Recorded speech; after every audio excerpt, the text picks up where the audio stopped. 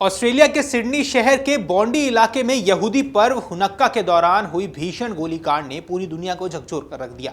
इस भयावह हमले में 16 लोगों की मौत की पुष्टि हुई है, जिनमें एक इजराइल का नागरिक भी शामिल है। त्योहार के मौके पर हुई इस हिंसक वारदात ने न केवल ऑस्ट्रेलिया बल्कि वैश्विक स्तर पर यहूदी समुदाय के बीच गहरी चिंता और भय दोनों पैदा कर दिया है। घटना के बाद अंतर्राष्ट्रीय समुदाय से शोक और संवेदना के संदेशों का सिलसिला जारी है। वहीं इस हमले को लेकर राजनीतिक बयानबाजी भी अब तेज हो गई है। दरअसल इजराइल के प्रधानमंत्री बेंजामिन नेतन्याहू ने सिडनी हमले को लेकर ऑस्ट्रेलिया के प्रधानमंत्री एंथनी अल्बनीज पर तीखा हमला बोला है। नेतन्याहू ने आरोप लगाया कि फिलिस्तीन राज्य के समर्थन ने यहूदी विरोधी भावनाओं को और भड़काने का काम किया है।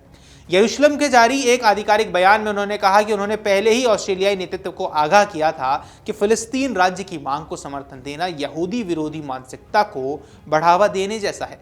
उनके अनुसार सिडनी में हुआ यह हमला उसी सोच का प्रत्यक्ष परिणाम है। नेतन्याहू ने अपने बयान में आगे कहा कि गाजा युद्ध के बाद इजराइल के खिलाफ बढ़ती अंतर्राष्ट्रीय आलोचना और फिलिस्तीन के समर्थन ने दुनिया भर में यहूदी समुदाय को निशाना बनाए जाने की घटनाओं को काफी ज्यादा बढ़ा दिया है। उन्होंने ये भी दावा कर दिया है कि कई देशों में यहूदी विरोधी घटनाओं में इजाफा हुआ है और सिडनी का गोलीकांड उसी वैश्विक प्रवृत्ति का हिस्सा है। इजरायली प्रधानमंत्री का कहना है कि जब इजराइल की सैन्य कार्रवाई की आलोचना की जाती है और फिलिस्तीन को मान्यता देने की बात होती है तो इससे हिंसक तत्वों को यह संदेश जाता है कि उनके कृत्य किसी हद तक जायज हैं। वहीं फिलिस्तीन राज्य को मान्यता देने के सवाल पर नेतन्याहू ने बेहद सख्त रुख अपनाया है। उनका कहना है फिलिस्तीन राज्य को अंतर्राष्ट्रीय मान्यता देना हमास जैसे संगठनों को इनाम देने के समान है। उन्होंने स्पष्ट शब्दों में कहा, इस तरह की नीतियां शांति नहीं बल्कि आतंकवाद को बढ़ावा देती हैं। नेतन्याहू ने सिडनी हमलों को इसी सोच से जोड़ते हुए कहा कि ऑस्ट्रेलिया जैसे देशों को अपनी विदेश नीति और राजनीतिक रुख पर गंभीर आत्ममंथन करना चाहिए। On August 17th, about 4 months ago, I sent Prime Minister Albanese of Australia a letter in which I gave him warning that the Australian government's policy was promoting and encouraging anti-Semitism in Australia. I wrote, "Your call for a Palestinian state pours fuel on the anti-Semitic fire. It rewards Hamas terrorism. It emboldens those who menace Australian Jews and encourages the Jew hatred now stalking your streets. Anti-Semitism is a cancer. It spreads when leaders stay silent. It retreats when leaders act. I call upon you to replace weakness with action, appeasement with resolve. Instead, Prime Minister, you replaced weakness with weakness and appeasement with more appeasement. Your government did nothing to stop the spread of anti-Semitism in Australia. You did nothing to curb the cancer cells that were growing inside your country. You took no action. You let the disease spread. And the result is the horrific attacks on Jews we saw today. We saw an action of a brave man, turns out a Muslim brave man, and I salute him, that stopped one of these terrorists from killing innocent Jews. But it requires the action of your government, which you're not taking. And you have to, because history will not forgive hesitation and weakness. It will honor action and strength. That's what Israel expects of each of your governments in the West and elsewhere, because the disease spreads and it will consume you as well. But we are worrying right now about our people, our safety, and we do not remain silent. We fight those who try to annihilate us. Australia का फिलिस्तीन को लेकर रुख इस पूरे विवाद को केंद्र में है। ऑस्ट्रेलिया उन देशों में शामिल है जिन्होंने सितंबर में संयुक्त राष्ट्र महासभा के दौरान फिलिस्तीन राज्य को औपचारिक मान्यता दी थी। फिलिस्तीन विदेशी मंत्रालय के अनुसार अब तक दुनिया के 159 देश फिलिस्तीन को मान्यता दे चुके हैं। अंतर्राष्ट्रीय समुदाय का एक बड़ा हिस्सा मानता है कि दशकों पुराने इजराइल फिलिस्तीन संघर्ष को समाप्त करने के लिए 2 राष्ट्र समाधान ही एकमात्र व्यवहारिक और टिकाऊ रास्ता है।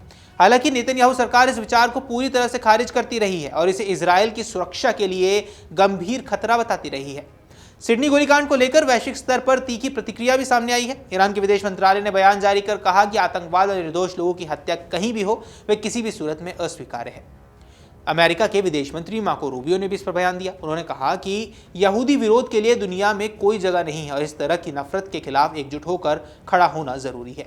वहीं ब्रिटेन के राजा चार्ल्स तृतीय ने भी इस घटना पर गहरा दुख व्यक्त किया और पीड़ित परिवारों के प्रति संवेदना जताई। इसके साथ ही लंदन पुलिस ने एहतियातन यहूदी स्थलों और धार्मिक केंद्रों की सुरक्षा बढ़ाने का फैसला कर लिया है। संयुक्त राष्ट्र ने भी इस हमले की कड़ी निंदा की। संयुक्त राष्ट्र महासचिव एंटोनियो गुटेरेस ने कहा कि हुनक्का जैसे शांति, आस्था और रोशनी के पर्व के दौरान इस तरह का हमला बेहद भयावह और चिंताजनक है। उन्होंने दुनिया भर के यहूदी समुदाय के साथ एकजुटता जताते हुए कहा कि किसी भी धर्म या समुदाय के खिलाफ नफरत और हिंसा को बर्दाश्त नहीं किया जा सकता।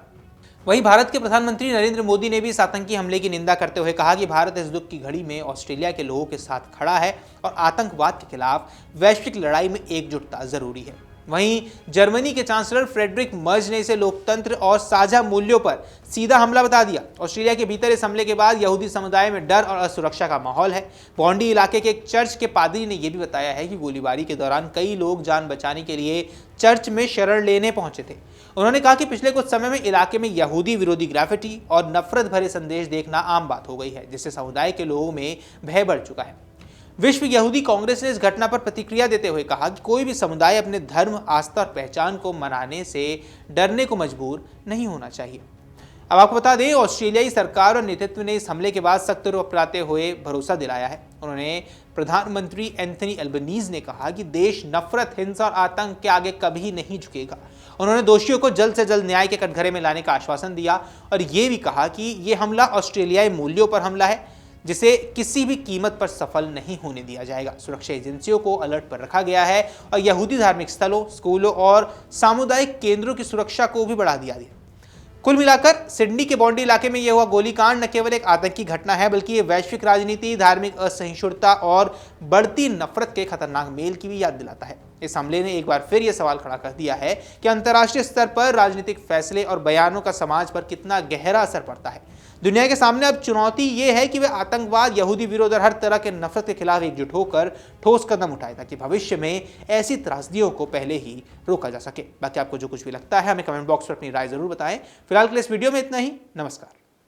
अगर आप ये वीडियो YouTube पर देख रहे हैं तो हमारे चैनल को सब्सक्राइब कर बेल आइकन दबाएं और Facebook पर देख रहे हैं तो हमारे पेज को लाइक करें